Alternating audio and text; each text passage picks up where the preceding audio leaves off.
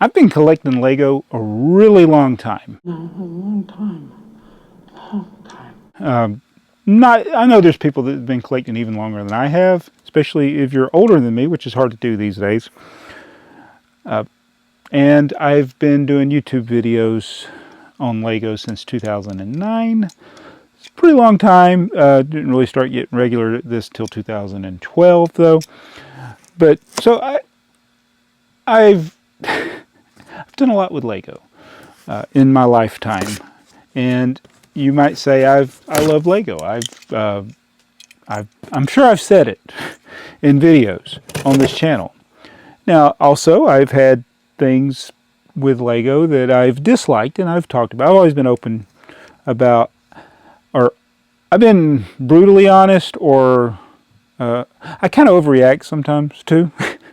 But, you know, I just express the way I feel. But I watched a video from a guy, I don't remember the channel name, but it was a collector of other things besides Lego that he didn't understand the appeal of Lego. And it was like, you know, he collects models. Like, I think he collects like action figures. I'm like, you don't even do anything with action figures. Anyway, the point was he didn't get it. And I understand that. And it's like, everybody has a right to collect, not only collect Lego the way they want, but collect anything the way they want. And people have different interests. I'm not saying there's anything wrong with that. And he wasn't saying there's anything wrong with liking Lego, but I'm glad he asked the question, though, because I just realized, I'm like, if you were to ask me, hey, Jabbo, why do you like Lego? I might have been able to tell you that a few years ago, but I don't think I can tell you that now. I'm thinking, it's like, I think I've gotten, or had gotten into this cycle of just getting the next thing that appealed to me. And I think this is why a lot of the vintage stuff is still what I gravitate to. That's why we're doing the upscaled kiosk. I started working on the window yesterday, and I'm such a terrible mock builder, and it seems like such a simple thing to do. But I'm trying to get, there's this lip around the window that I'm trying to get, and I don't know how to do it. So I'm struggling. But I got a lot of things in my brain right now, so bear with me. So why do I like Lego? I mean, I collect model trains. I have a ton of model trains, and yeah, the model trains look better compared to real trains than Lego trains do. But that brick model railroader stuff, it looked really good. I have a sour taste in my mouth about brick model railroader right now because they stole $800 from me, so I'm sour about that. But the models, undeniably, they were beautiful to look at, and I have a lot of the kits, and I'm happy with the kits that I got. I'm just very upset with the $800 that I lost in 2019, and it will never come. So this video is not about that. What was I saying? Oh yeah. So you can. I think one of the things with Lego, it's cool when people can make something with bricks that looks real. But I also I love my vintage trains that don't look anything like modern trains or trains from that era, from the 70s or the 60s. And my little town sets before town, my armless, faceless minifigures, the real blocky cars. Yeah. So I like it. So when I get out here and I complain about something that Lego does, it's not that I'm saying Lego shouldn't change or shouldn't improve or shouldn't do things. I feel justified sometimes in my claims. Now, sometimes the things I complain about, maybe they're not completely thought out.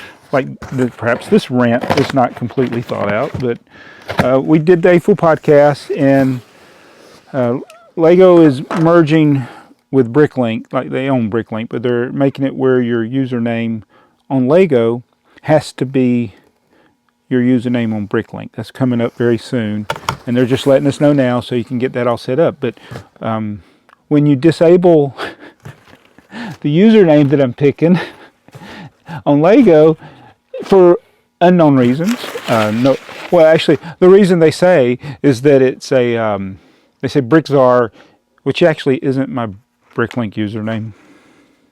But I can't use BrickTsar on Lego.com, not because it's this YouTube channel, this that nobody watches. It's because of the word brick, and I've seen other people with brick. Now, Spacetime Brick Studios, he was able to get Spacetime Bricks. He couldn't get Spacetime Brick Studios. So it's a big mess, and it's an unnecessary mess. And I don't like it. I don't like it. Don't like it. And I've had a lot of things in the last few years that just have soured me to modern Lego practices. And I have scaled down, believe it or not, even though I'm unboxing 2 things I bought from Lego.com, I have been scaling down my collection. I've sold a lot of things, and despite that, you know, I was just on the Lego Ambassador Network. I am not a LAN member, but I was on the Lego Ambassador Network looking through the communities there. There's a couple of new ones I hadn't followed, or some that were older that I hadn't followed, that I went and followed, and I went through the whole list from A to Z and the other weird characters that come after Z.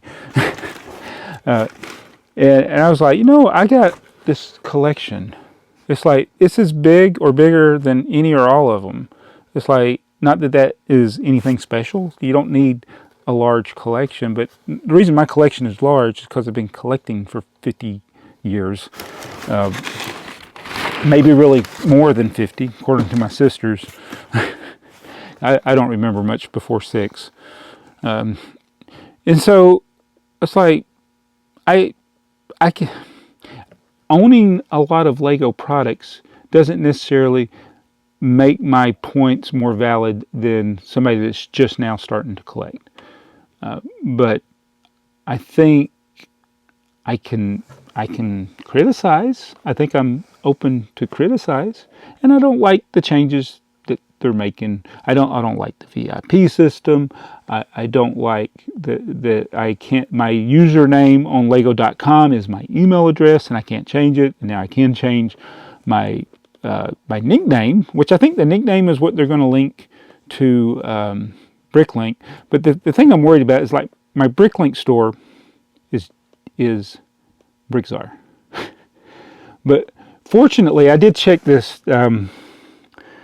The store name is BrickTsar, but the links that I have, like in the descriptions of my videos, which they're most, if not all of the videos, some of the shorts won't have the link because nobody looks at the description in shorts, but the link itself is actually my username, which is Jabbo, is that key phrase that gets you to the store. So as long as that doesn't change, but if that changes because of this change, I'm going to be so mad, because I'm going to have 5,000 videos that the link doesn't work. That's what I'm worried about. You know, it's bad enough back in the day when Google made Google Plus, and then you had to use Google Plus, and you had to make your username, your YouTube channel had to be linked to your Google Plus account, and then they just killed Google Plus.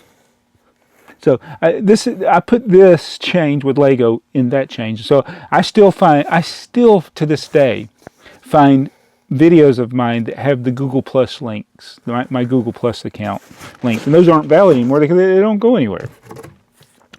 This there's a box. I got a brown box inside a brown box. I got my gift with purchase, the Jane Austen thing. So this box is a lot smaller than I expected. Bought one thing to get the gift with purchase.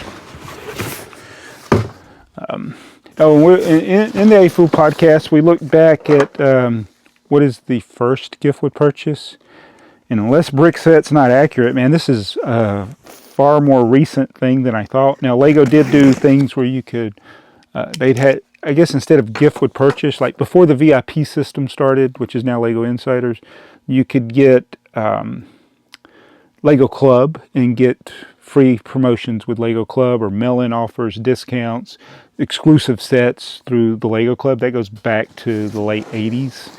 And there may have been things even before that. I just don't remember. My first mail-in orders were, the first mail-in order I ever placed was in around 1986.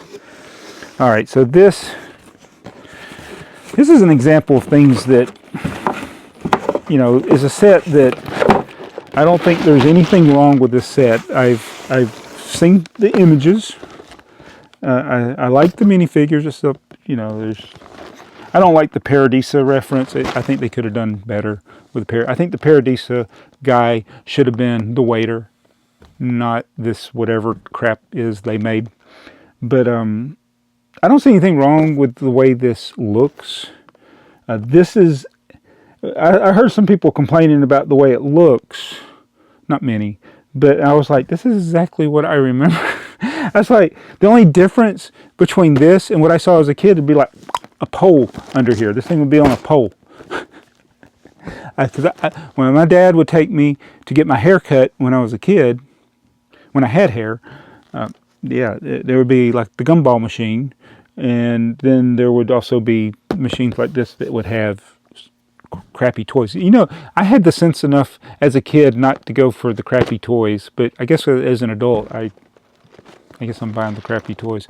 So the thing I don't like about this is it was $180, and I think they jacked the price up because they know people want these minifigures. I do wish more people had had the courage just to wait a little longer. And honestly, probably I shouldn't even bought this now. I bought it when there was a gift with purchase, a decent gift with purchase, and double VIP. So it softens the blow a bit, but it's still, it's overpriced. And I think even with the double VIP and the gift with purchase, it was overpriced. But again, softens the blow a bit.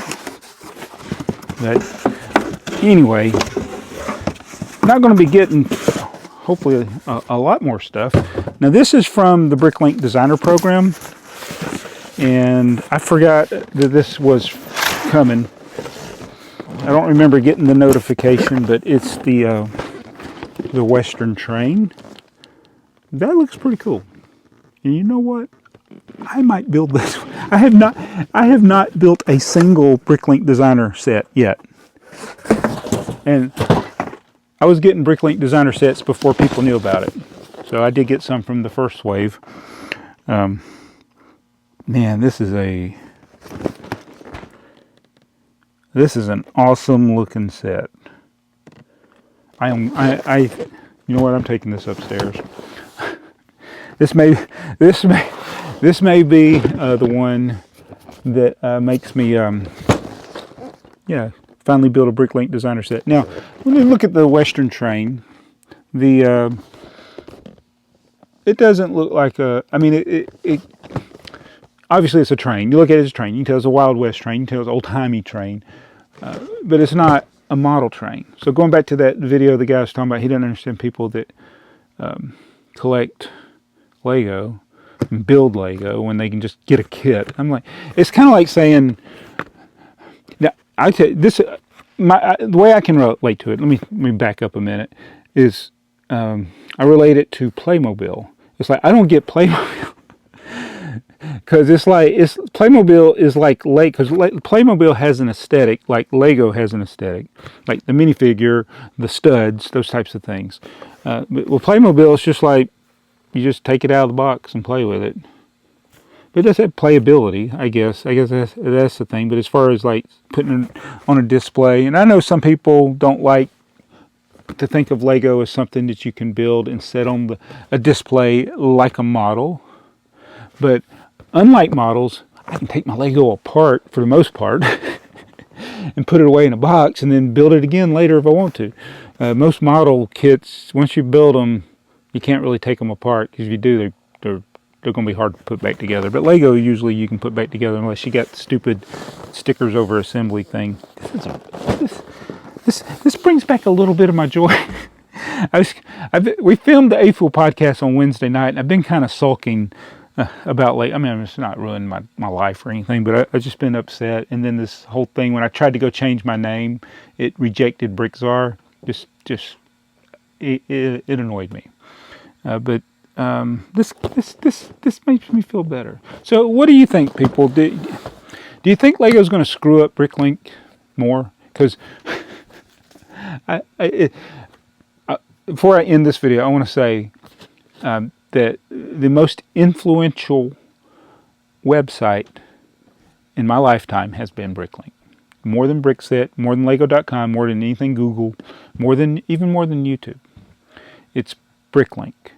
It's the only website that I've probably used regularly on an almost daily basis for the last 25 years. So I can go a couple of days without checking YouTube, but I check Bricklink every day. It's a great website, and it's not only great for buying and selling, it's a great source of information. And like, I use it when trying to piece together sets for my own personal collection. So yeah, Bricklink is a tremendous resource. It was built on the backs of fans of Lego, people that loved Lego, like Daniel, who sadly passed away. But it's getting this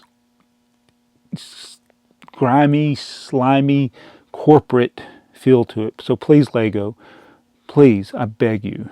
You can screw up Lego.com all you want.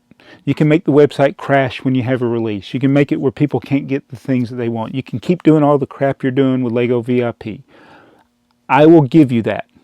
You can bring video back. You can do something stupid like video again. But please, Lego, don't mess up Bricklink.